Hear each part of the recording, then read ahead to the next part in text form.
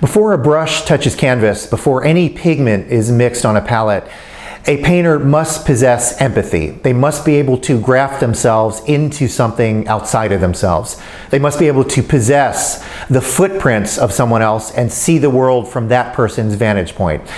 And there are no shortcuts. You have to experience life, you have to live life, and you have to work. The train doesn't just pull into the station and you have empathy. It has to grow. It's a way of seeing the world. It's a way of taking everything in this life, all of the beauty and the wonder, the deliciousness, the details, the tragedies, everything, and bathing it in a different kind of light that makes it brighter and clearer, like a diamond. I don't want a painting to open a portal for me to walk through. I want a painting to rip out my nervous system and replace it with someone else's. I bristle when painters say, oh, everything's been painted before, there's nothing new. Damn right, there is nothing new and everything has been painted before, just not by you. And I'm paraphrasing my friend Susanna Coffey. So it's not what's being painted, but rather how it is painted. Van Gogh could take his shoes off and put them on a table and transfix us. One of my favorite George Orwell quotes, and I'm paraphrasing, is, sometimes the duty of intelligent men and women is the restatement of the obvious. This is nothing new. A painter must possess empathy. We don't have to be born with it. Art can teach it to us.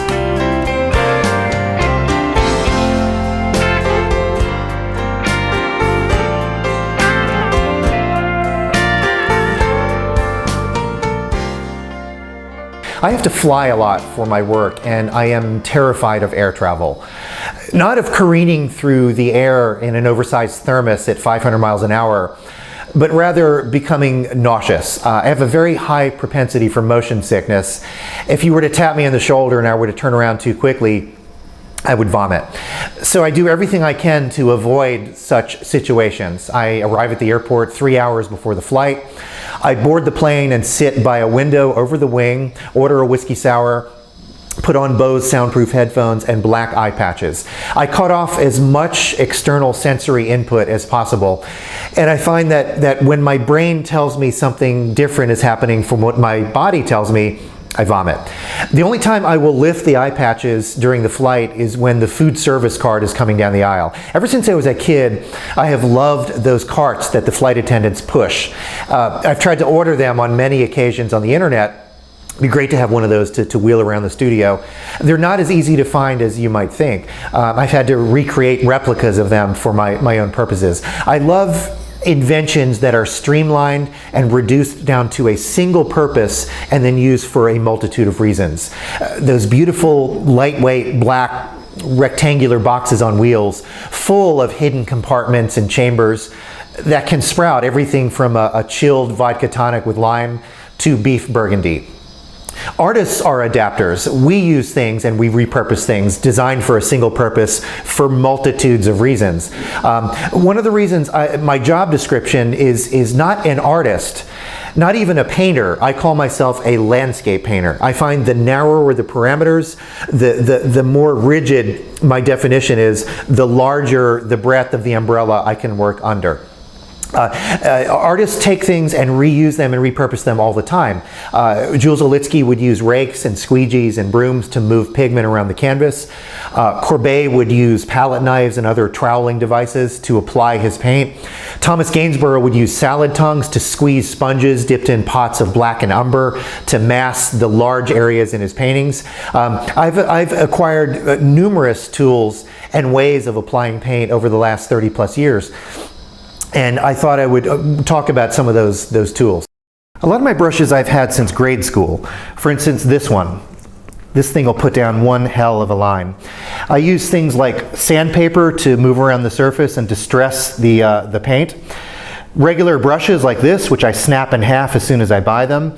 I've used light bulbs for years, to the blunt side of the light bulb to move paint around like this. It's a lot of fun when these burst. Regular palette knives like this. Cardboard, old Metro cards, credit cards, FedEx envelopes, things like this. Even the box that the paint itself comes in is useful to me.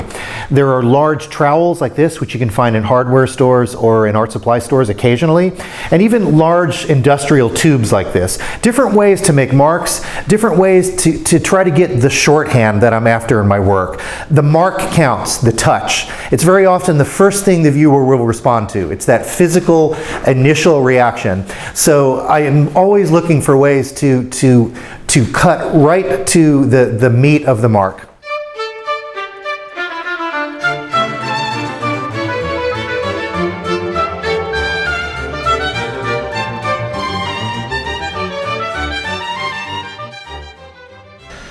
We are painters, we are mark makers. And there's something so comforting and old in the notion that we take tools to apply stuff to other stuff in order to create something that wasn't there before. We're also adapters. We change things. Hans Hofmann would take a simple chair in his painting school in Provincetown, turn it upside down, and it made the perfect height, the perfect instrument to support the drawing boards that his students would use.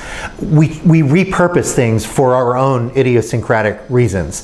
The tool is the delivery system, and the tool is what makes the mark. But I have an enormous disrespect for my tools. As I've said before, the first thing I do when I get new brushes is I snap them in half. I twist things around, I break them apart, I put them back together. I have disrespect for my materials and my tools, but I have an enormous respect for the viewer.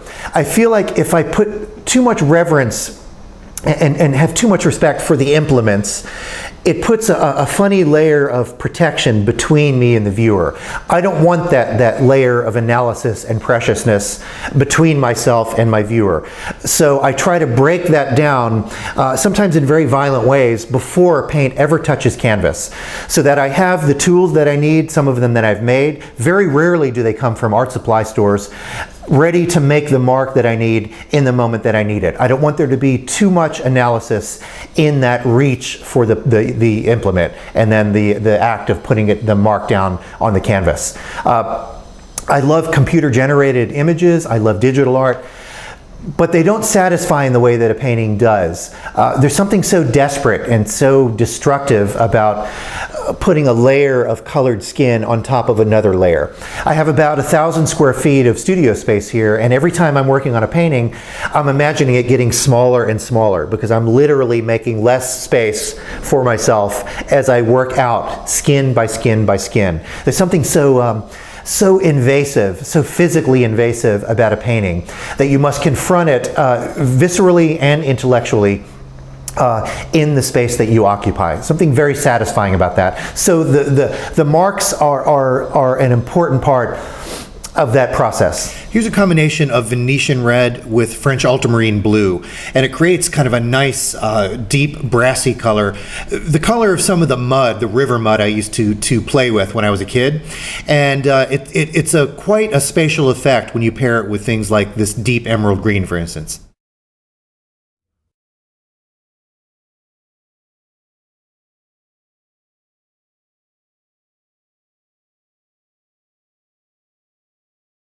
You've probably heard me talk about my mentor in college, the British painter Michael Tyzack. And I remember when I was 17 or 18, a young painting student at the College of Charleston in South Carolina, Michael, who knew Christo and Jean Claude, brought them down to Charleston to have an exhibition. They were to do a lecture and then come to talk to us art students. And Michael was going to pick Christo and his wife up at the airport, and he picked me to go with him. We arrived, we picked them up, we took them out to lunch in downtown Charleston, a delightful afternoon, and Christo and Jean-Claude could not have been kinder to me. They were generous with their time. They included me in the conversation, both with eye contact and verbally. They were genuinely interested in what I had to say and in my work. In fact, we remained in contact in the several years after I moved to New York City in 1987. And it was a very positive experience for me. I remember several months later, he knew another New York painter who he invited down to have an exhibition and a lecture, a female painter who actually is still working and still showing, although she has no career. And I'm not even going to name her because that would be sleazy of me. But he chose me to go to the airport. We went, picked her up, took her out to lunch, the exact same trajectory. and she was a dirtball. She had no interest in what I had to say. She barely even looked at me. I was a booger on the end of her finger. And what I realized many, many years later was that Michael didn't bring me along to help with the luggage. He wanted me to see how a professional working artist treats a subordinate, treats someone with no career, a younger painter, a student. This is how you treat somebody, this is how you don't treat somebody. He showed me by example, and I thank him for that lesson. To this day, I answer every single correspondence that I get personally. I put aside as much time as I can to be of help to younger painters.